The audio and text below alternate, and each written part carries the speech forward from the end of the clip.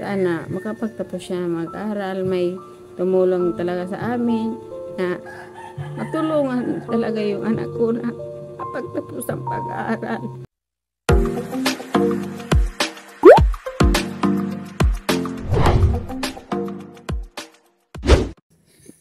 Nandito tayong muli kay Ate Mary Jean.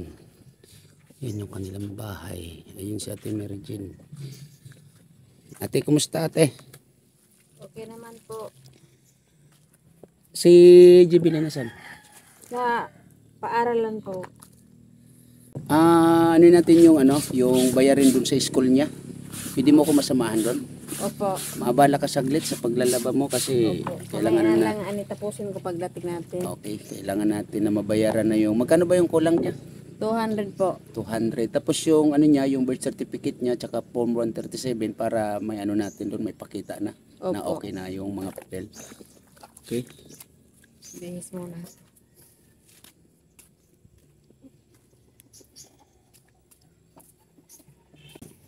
Okay na? Opo. Ano yung mga papel?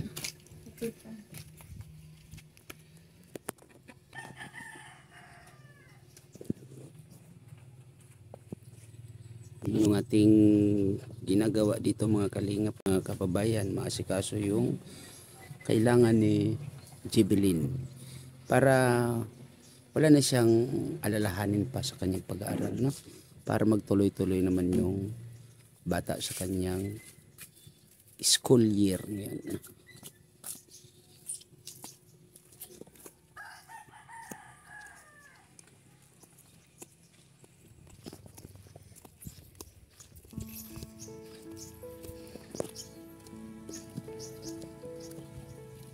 Abutin naman kasi nakita ng papa nila yung vlog. Ano ate? Nakita yung vlog namin. Ano sabi? Yung magpadala kanina ng 1.5. Oh, salamat naman. Pinili namin ng 12 kilos ng bigas. Kaya yung mga ramo-ramo. Ba, buti naman nakaisip siya na magpadala. Oo, kanina kahapon lang. Padala. Sino tumanggap? Si Mary Joy, yung anak ko. Yung anak niyo may anak na rin. Opo. Okay. So ano masasabi mo dun sa tatay nila Jubilin? Maraming salamat na magpadala na siya. Sana linggo-linggo na siya magpadala para yung mga anak niya hindi na masyado mahirapan sa pang-araw-araw na pangangailangan sa pag-aaral. Kung hindi pa na-vlog, siguro tuloy-tuloy pa rin na wala. Opo. Yeah. So malaking tulong pala itong pag-scout ko sa inyo, no? Opo. Kasi yun nga, napanood na at maraming nakakapanood. So maraming salamat. Anong pangalan ng tatay ni Jubilin? Yui. Ayan, kuya, maraming salamat. At sana tuloy-tuloy na po yung pagsuporta mo sa iyong mga anak, lalong-lalo na dito kay Jubilin. So ate, sige, let's go. Alis tayo.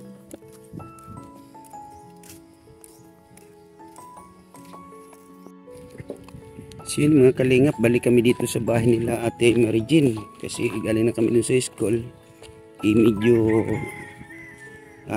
kailangan mahintay pa yung pinaka mataas nila roon. Para yun mismo yung magpapaliwanag sa atin about doon sa kay Jubilin. At siguro pati na rin doon sa mga na-scout natin na iba, no? Kasi nagpasalamat sila dahil yung mga estudyante nilang talagang as in nakikita nila ng mga ikaw sa pamumuhay ay nakita natin. Kaya siguro by tomorrow Friday baka kausap natin sila ulit. So yun ate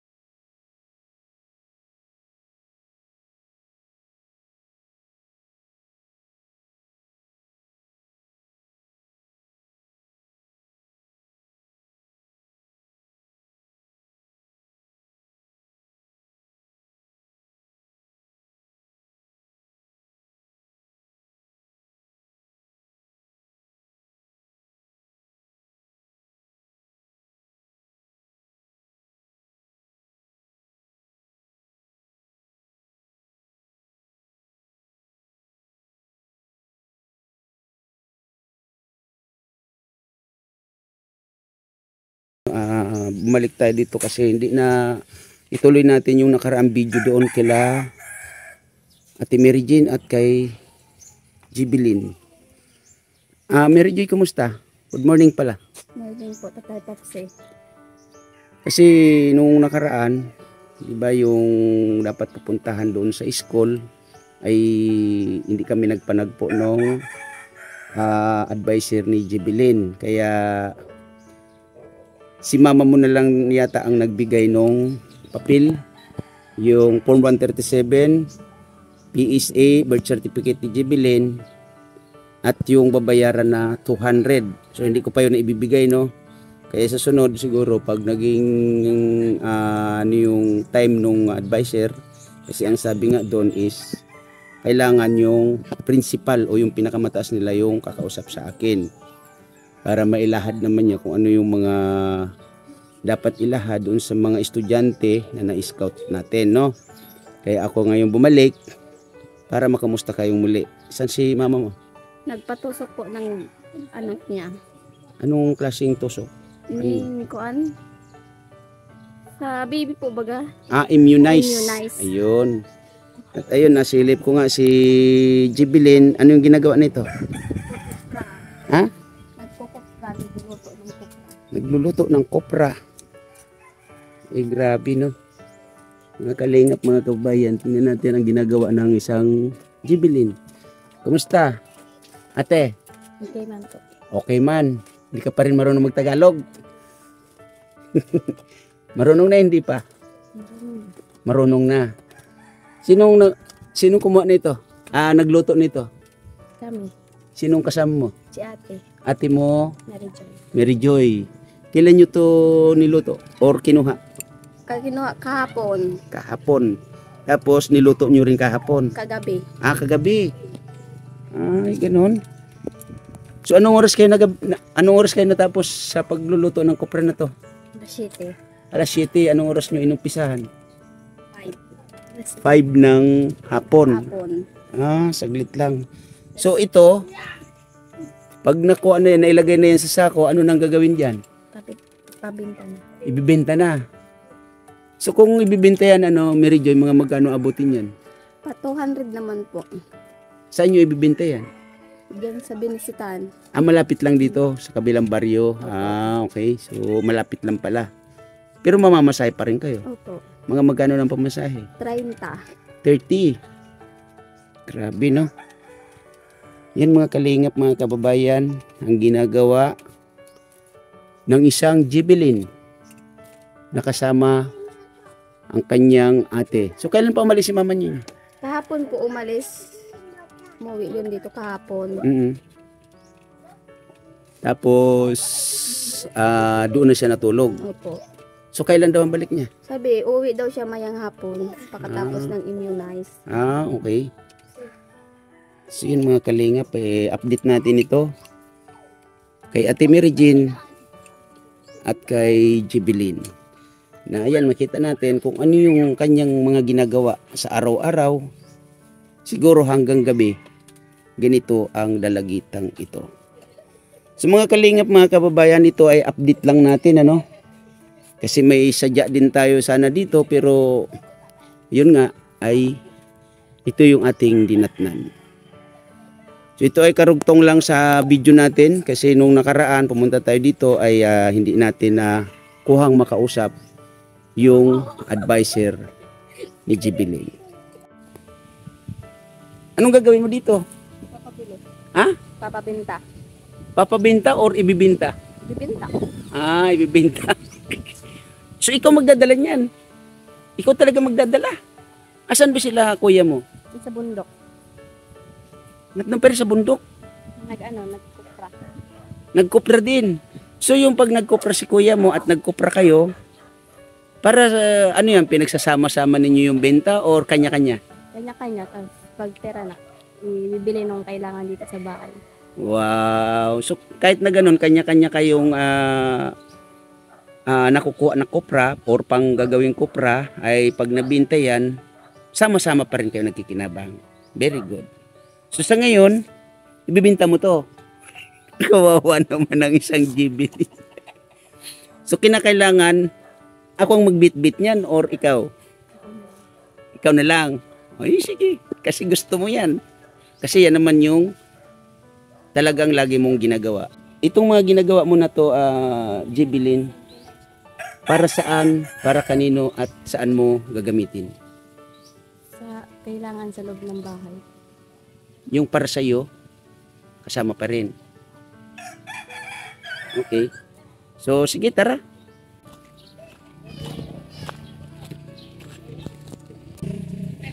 Napagod. Mabigat ba? Mabigat? Sa palagay mo, mga ilang kilo kaya yan? Mga 50, 30, 40. Magkano ba ang kilo nito? 30. 30 pesos. So, sige, tara. Ihatid ko na lang ikaw para makatulong naman ako kahit paano, okay?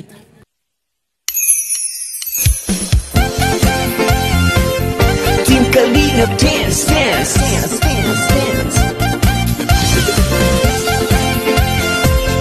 Team Kalingap dance, dance, dance, dance, dance. Team Kalingap ang laging hanap-hanap, tumutulong sa kapwa at taong mahihirap. Di alintana ang pagod at hirap sa pagkalinga sa tuwa. Si Lola Damian ay napapainda.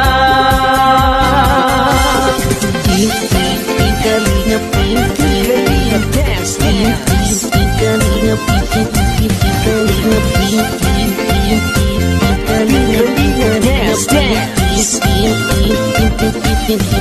Salamat sa lahat ng sakripisyo nyo, Kuya Bal Santos Matubang, Ate Edna, Kalingap Rab Matubang, Kalingap Jason, Papa Franz, Daddy Philip, Brother Paz, Engineer Adol, Kalingap Edo, Kalingap Berta, Super Makat Andoy, Kalingap Abdol, Kalingap Habong, Kalingap Jose.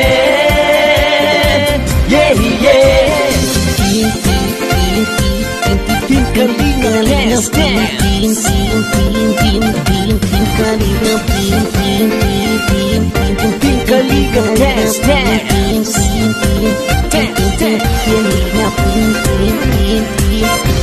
Naluin mo lang, Team Kalingap, ang paglingap nyo sa mahihirap.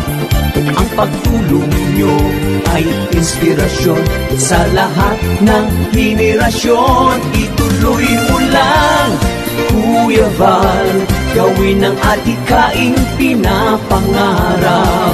Ang paghihirap ng Diyos naway laging sumainyo.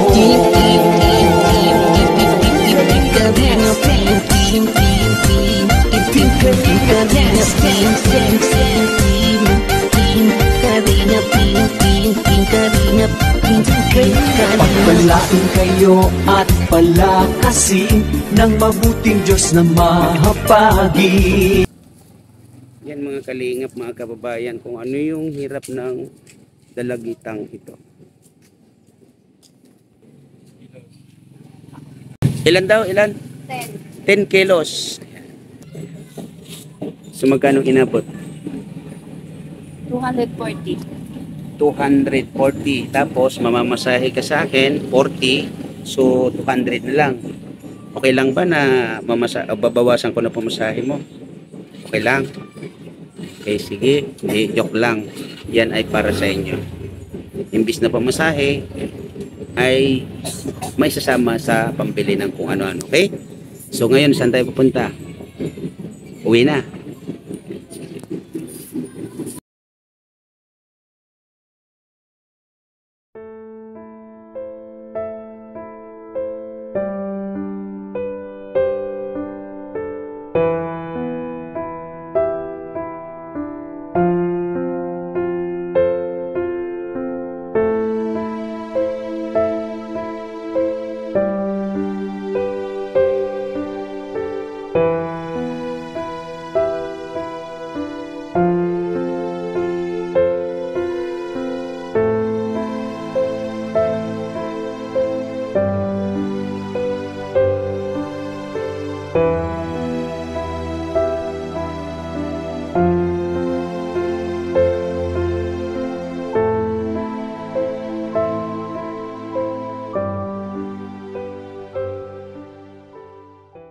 So yun, nakuha na natin ng maikling kwento uli itong sila Ate Mary Jean, Mary Joy at Jebelyn.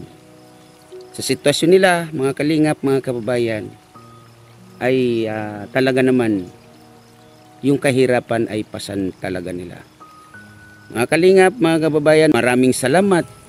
Unang-una, Kuya Bal Santos Matubang, Ate Edna Vlogs, Kalingap Rab, at shout out sa lahat ng landing pad ng Dunsol, landing pad ng Gumaka, landing pad ng Davao. Yan, shout out po sa inyong lahat. Nagpapasalamat tayo, Miss Yay, Ate Lori Nimoto, maraming salamat din, Ate Chunila Reyes. At salamat din, Chinita Mix Vlog. Yan, thank you ng marami. At maraming salamat din sa KTV Angels, KTV Angels 100, at shout out Kindred TV and Maria Cusinera. At shout out din sa buong Kalahi community. Maraming salamat, Maestro 21 TV. Sa lahat, at lalong-lalo na sa mga OFW nating kababayan, lagi po tayo mag-iingat kung saan man po tayo naroroon ng mga bansa, no? At salamat sa inyong suporta. Mga kalingap, mga kababayan, maraming salamat again, and God bless sa lahat. Thank you, at ingat po tayo parati. Bye-bye!